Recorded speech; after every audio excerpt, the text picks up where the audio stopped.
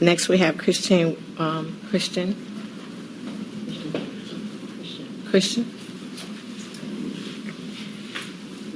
Hello, Councilwoman Oliver, Chair. Thank you so much for giving us the chance to speak, and Councilman Spadola, thank you for your efforts to learn more about this project.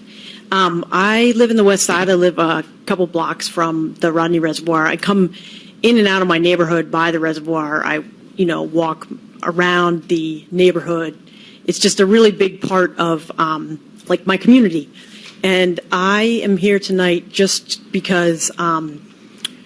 I've been involved in efforts to improve neighborhood green spaces in the West Side for a long time, and it really got started actually at the Rodney Reservoir because at the time it was completely fenced off, and a bunch of us residents got together and we wanted to open it up again to the public. And so we worked with the city in collaboration with the city administration at that time and with West End Neighborhood House and Cornerstone to create the Rodney Reservoir Garden and bring people back to be able to be using the space after it had gotten fenced off. And, that led to West Side Grows, that led to this experience of how residents getting involved in their neighborhood green spaces can be really, really good for the neighborhood.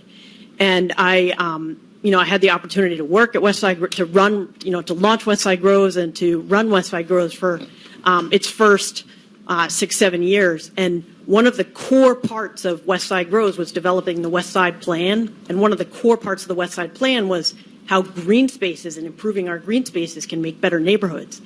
And so we did this whole series of community playground design projects where we got neighbors involved, and then they worked with the city and with DENREC and looked at different sites, like all these different parks in the West Side. And then we used those designs to improve, to make renovations to the sites, and that led to we were able to leverage millions of dollars to improve the sites. So that's what we want to see at the Rodney Reservoir: is a task force, a community engaged design process, and a commitment from the city to not do any demolition there until that design is in place and the money is in place to make the new green space. Because we know that if you do demolition, you should do it all at once. It should be demolition plus design plus. I'm sorry, anyway. Your time is up. And okay, thank you so much. And this is not the end of this conversation, so this is ongoing. So feel free to come back anytime. Okay, but thank you. We have another person that would like to speak. Is it Tom Nato?